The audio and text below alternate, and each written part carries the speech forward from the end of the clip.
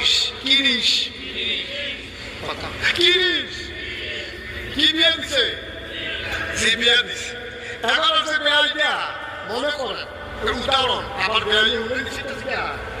উদাহরণ এবার আর বেআই দুই মেয়ের সালা যখন সামাদ করে বেড়াইতে যায় এবার রাত বেড়াই আমার রোল কি আপনার রোল কি জানে ডিমান্ড আছে কেমন চেহারাটা উড়ে দেওয়া যায় মনে হয়েছে আপনার করে খুব খিদা লাগছে তাই যা খাইবে কেমন